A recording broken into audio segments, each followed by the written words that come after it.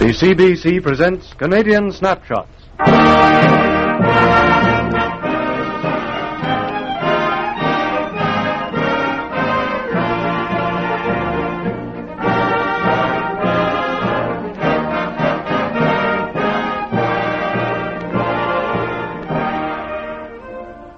Canada, its people, its romance, its good humor, and its colorful attractions caught by the lens of the radio camera as it sweeps once more across a nation's vast panorama. And an orchestra playing special music under the conductorship of Samuel Hersenhorn.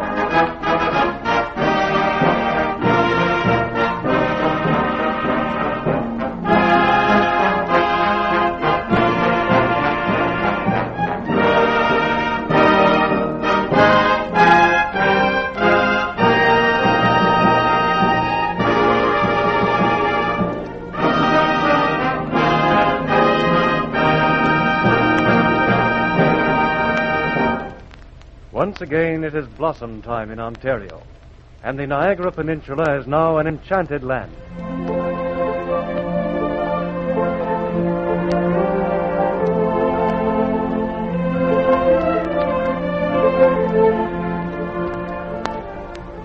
Fragrance fills the air in 10,000 orchards, and the sight of blossoms along every bough brings heaven to earth. There are the delicate pinks of the peach, the vivid white of plum and sweet cherry, the rich cream of pear. But queen among them all is the apple blossom in its dress of virgin purity. Apples. Apples with a blush upon their cheeks. They have been with the world ever since God planted an apple tree in the Garden of Eden.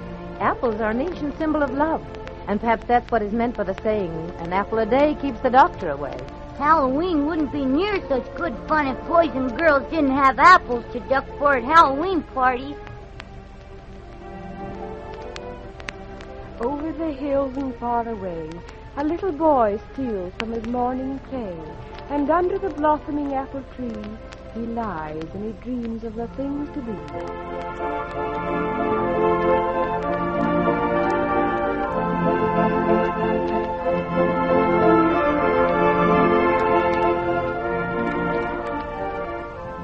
Next week, we'll see another burst of blossoms, this time throughout the length of the lovely Annapolis Valley of Nova Scotia.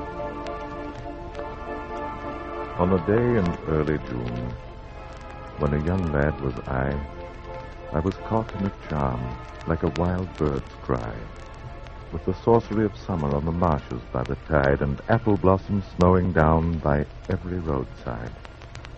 For the glory of the world laid a spell on me, and I gave my heart away to the sweetheart of the sea.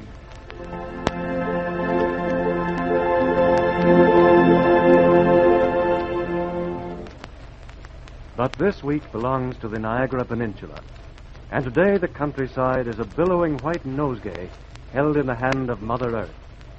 Blossoms, delicate, fragile, their stay a brief one, to be enjoyed only during these few golden days of springtime. Niagara. Its blossoms are symbolic of brevity and fragility.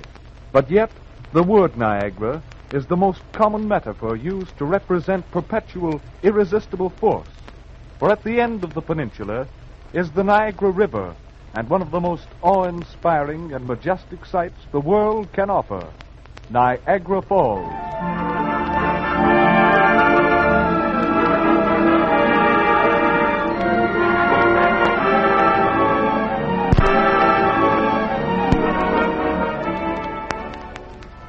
The Niagara holds in fee more than one-half the fresh water in the universe. Water that penetrates into the very heart of the continent. Lake Erie, Lake Huron, Lake Michigan, and Lake Superior. A mile above the Great Falls, the Niagara River begins a mad, desperate rush to Lake Ontario. The river forms there a series of rapids, a spectacle of wild, lashing, surging fury which once seen remains in the memory forever. As you look up the stream, the rapids are seen tumbling on toward you like huge breakers on a sandy beach, but with no shore on which to spend their force. The clouds form the skyline, and it's as if the sky were open for a second deluge. It is truly called a shoreless sea, a magnificent sight. Onward the water rushes in its madness, and with a terrific roar hurls its volume over the 160-foot precipice into the chasm below, a boiling, seething cauldron from which rise beautiful columns of spray. A mighty flood of water, reborn as it dies, seemingly impossible for any power to stop its flow.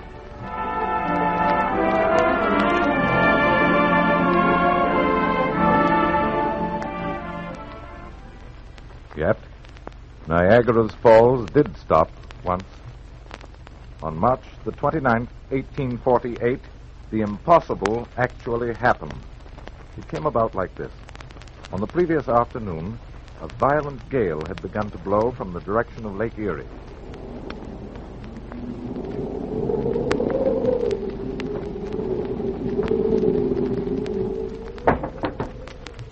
Oh, Martha, where are you? Right here, Jonathan. I'm coming. Oh, I'm so glad you're here. I expected you back from Queenston 2 hours ago. I was beginning to be worried. There's such a strong wind blowing outside. It's one of the worst I've ever seen. The roads were blocked in several places from fallen trees. I had a hard time getting our team past them. Oh, you must be all tired out, Jonathan. Now sit down, and I'll bring you your supper right away. Yes, I am tired. I think I'll take off these heavy boots and rest my feet. Here, let me help you, Jonathan. I met Ben Wilson on the way back. He told me Lake Erie's full of floating ice that's been blowing out from shore. Well, there's one blessing. There aren't any boats on the lake at this time of the year. There we are. That's one of them off. Now the other. All right. Hark. It well nigh sends the shivers up my spine to hear that wind. It's been blowing so loudly this last hour I've hardly been able to hear the falls, even when I went outside the house. I was beginning to think they weren't there anymore. Old Niagara, and nothing can ever stop it. The falls will roar on till doomsday. There. That makes the pair of them, Jonathan. Now I'll fetch you your supper. And after that, you'd better go right off to bed and get your rest.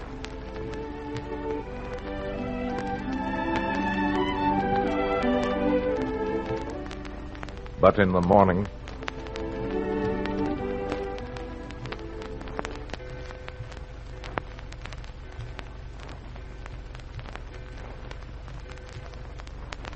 Oh, Jonathan! Yes, Martha? Anything wrong? Wrong.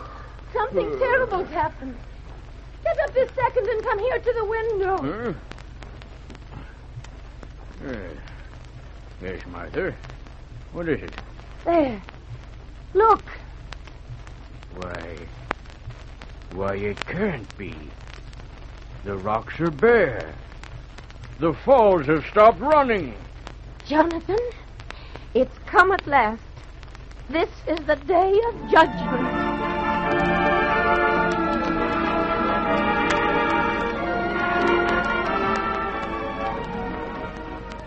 yes, Niagara had run dry.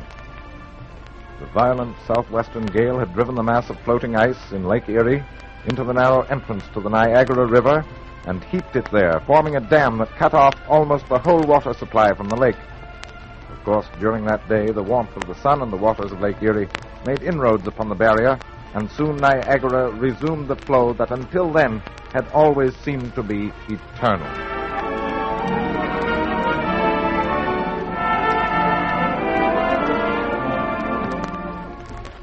No one acquainted with the Niagara of today can imagine the conditions existing there a century ago. The land along the banks of old Niagara was under private ownership, with a different fee charged for every point of vantage from which to view the rapids or the falls.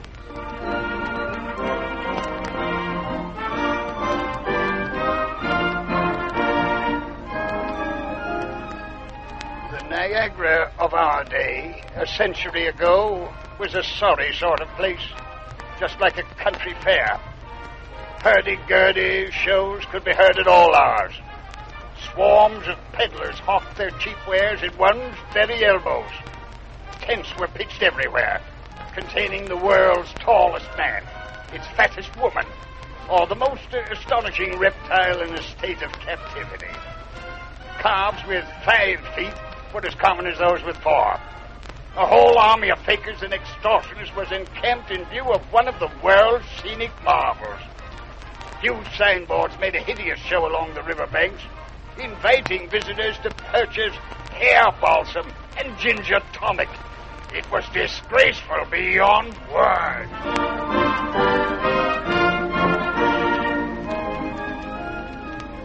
Today, the sideshows and the signboards have disappeared, and in place of the former private properties, a continued series of public parks lines the edge of the river.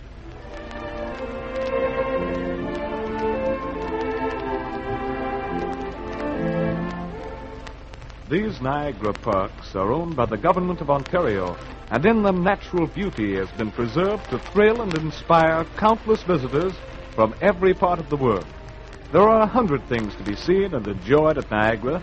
Finest of all, of course, are the falls themselves. The majestic cataracts may be seen from many points of vantage and in numerous delightful ways. But there's one way to view the falls that will give you the thrill of a lifetime, and that is by means of Table Rock House. When you enter Table Rock House, you are directed to a spotless dressing room where you check your shoes and hat and are then clothed in oilskins from head to foot. An elevator carries you down through the solid Niagara rock. You step out into a cool, rock-cut tunnel and follow subterranean passages to lookout portals on the very edge of the abyss and behind the thundering falls.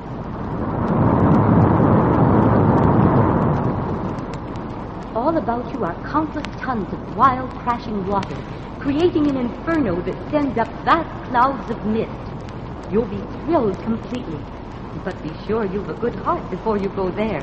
The excitement is really tremendous.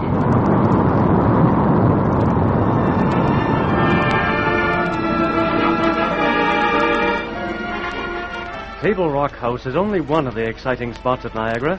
There's the Spanish aerial car carrying passengers across the whirlpool, beautiful Victoria Park, and the Oaks Garden Theater, an architectural masterpiece. There is the sight of the falls by night, when batteries of searchlights flood more than 1 billion of candle power on the leaping waters. There are old battlegrounds, Queenston Heights, where General Brock met a glorious death, and ancient forts like Fort George at the Niagara's mouth. And there's the Maid of the Mist, a tiny steamer that carries visitors through the vast clouds of mist and boiling waters almost to the foot of the falls. A perfectly unique cruise. There has been a steamer here by that name for almost a century.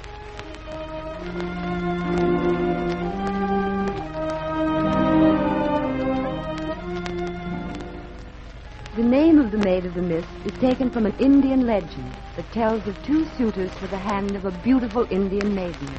The ardent lovers met in mortal combat upon an island at the brink of the falls. Seeing the one of her choice struck dead, the maid leaped into her canoe and was carried over the cataract.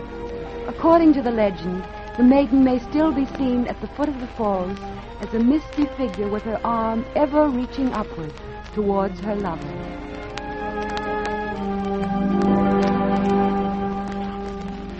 There is the memory on the Niagara River of another ship, a ship which sailed from here up the Great Lakes more than 250 years ago.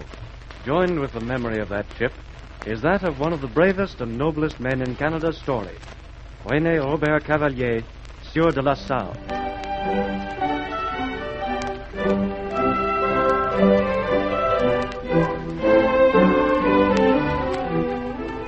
It happened on the Niagara River in 1679. La Salle is undertaking an expedition to the upper Great Lakes to trade with the Indians for furs. But rather than use canoes to carry his supplies and return loaded with beaver skins, he decides to build a vessel to carry them. And there, on the Niagara River, was built and launched the Griffin, the first sailing vessel ever to be seen above the falls. On the 7th day of August, they wait for a wind at the calm entrance of Lake Erie. Yes, think of it, Monsieur Turnkey. In a little while we shall unfurl our sails and set out over the waters of these mighty lakes. Does it not stir your heart?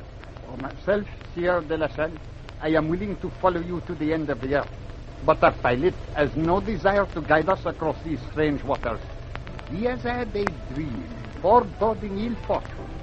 I beg you, monsieur, do not sail in this vessel. Well, we must stop now because of a foolish pilot's dream. Tonty, I have a dream too, to found a rich empire for France. To our west lies a land that is as rich in furs as Acadie in silks and spices. Already I have sent 15 of my men ahead to Saint Ignace. Shall I desert them because of a white-livered rat?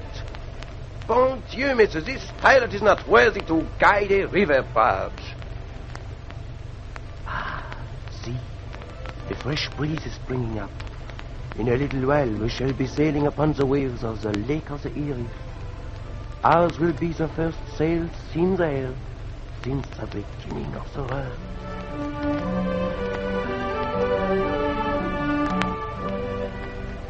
From Lake Erie to Lake Huron, the Griffin sails on in fair weather.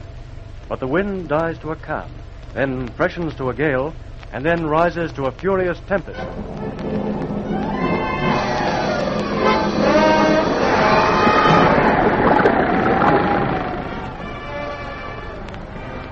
The main yard and topmasts are down. We are lost, Monsieur de la Salle. Indeed, I shall die here.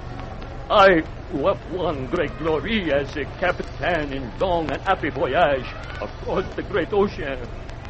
But now, I shall drown like a cat in a miserable lake where no white man dwells. It is you, Monsieur de la Salle, who have destroyed us, but you too shall perish with us. Silence, you dog. I have listened to enough of your prattling. Commend yourself to heaven, monsieur, and fall to your prayers like the rest of us.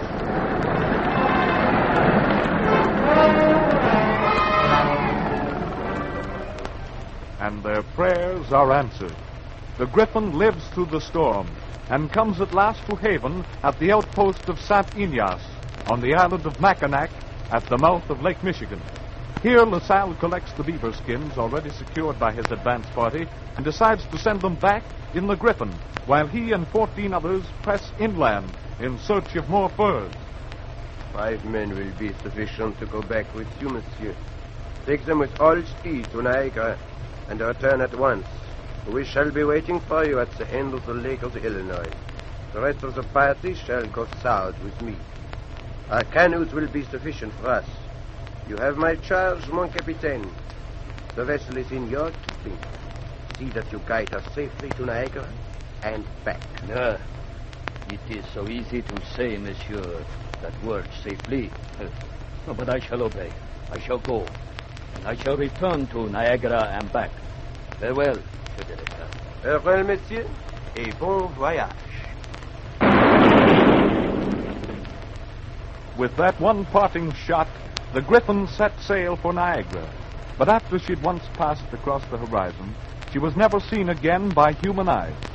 Lost in a storm, perhaps, and today, somewhere on the bottom of Lake Huron, lie hid her rotted timbers. The timbers of the first sailing vessel to navigate Lake Erie and the Upper Lakes.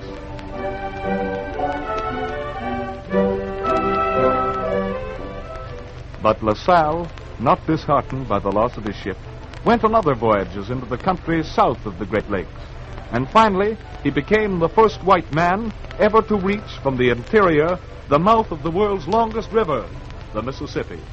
Through leafless forests, past Indian towns, through swamps and canebrakes ran the tortuous river. At last, after incredible toil and suffering, LaSalle reached the broad bosom of the mighty